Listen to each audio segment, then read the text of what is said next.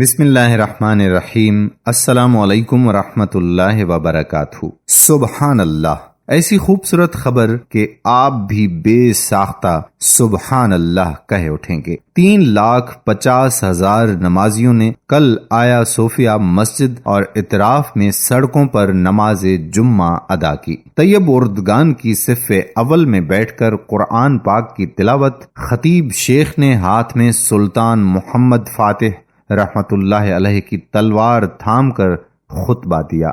قدیم عثمانی روایت کے مطابق آذان فتح دی گئی۔ پوری دنیا میں ٹاپ چینلز نے قریباً 3.5 گھنٹے تک لائیو دکھایا۔ رپٹلی جیسے چینل نے بھی لائیو دکھایا۔ جانتے ہو کیوں؟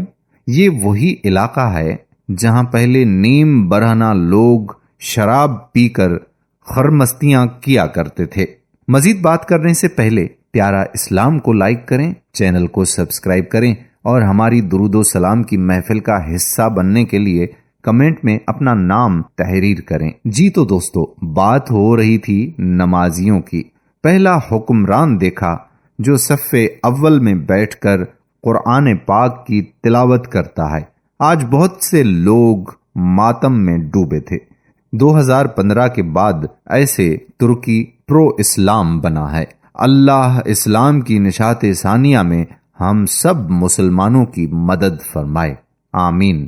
اور ہاں، جلن زیادہ ہو تو دکھا دینا کہ کس خطیب کی اتنی جرت ہے کہ وہ ہاتھ میں تلوار تھام کر خطبہ دے اور سلطان الپ ارسلان رحمت اللہ علیہ اور سلطان محمد فاتح رحمت اللہ علیہ سمیت ملازگرت اور چناکلے کی جنگیوں کا ذکر کرے اور سامنے موجود حاکم وقت کا نام تک نہ لے۔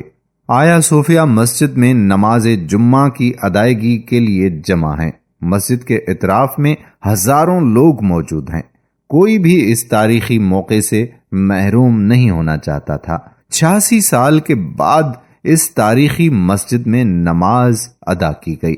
نماز سے قبل ترک صدر اردگان نے تلاوت قرآن پاک کی سعادت حاصل کی، جبکہ وزیر مذہبی امور پروفیسر ڈاکٹر علی ارباز نے خطبہ جمعہ دیا۔ تلوار کو سیڑھیوں پر ٹیکتے ہوئے وہ ممبر پر چڑھے تو دیکھنے والوں پر جلال طاری ہو گیا۔ انہوں نے تلوار تھامے خطبہ دیا، جو خلافت عثمانیہ کے دور کی ایک روایت ہے اور فتح کی علامت سمجھی جاتی ہے۔ انہوں نے الٹے ہاتھ میں تلوار پکڑی، جو ایک طرف تو دشمنوں کے دلوں پر ہیبت طاری کرنے اور دوسری طرف اتحادیوں کو تقویت اور اعتماد دینے کا پیغام دیتی ہے۔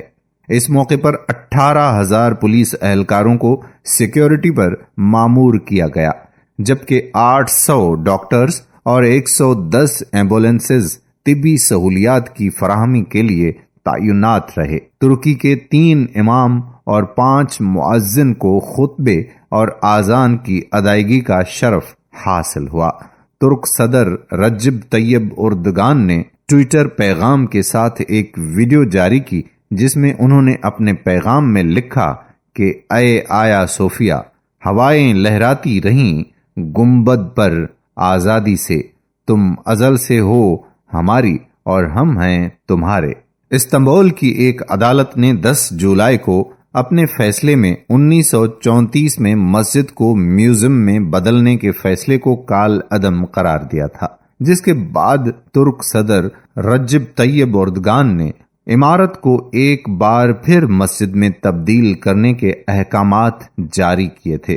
دعا ہے کہ اللہ پاک ہمارے حکمرانوں کو بھی ایسی خوبصورت مساجد تعمیر اور آباد کرنے کی توفیق عطا فرمائیں اور اس صوفیہ مسجد اور تمام دنیا کے مساجد کو تا قیامت آباد فرمائیں، آمین ثم آمین یا رب العالمین۔ دوستو، آپ کے ایک شیئر سے لوگوں تک یہ ہماری ویڈیو پہنچ سکتی ہے، لہٰذا جتنا ہو سکے شیئر کر دیں۔ جزاک اللہ خیرہ۔ السلام علیکم ورحمۃ اللہ وبرکاتہ۔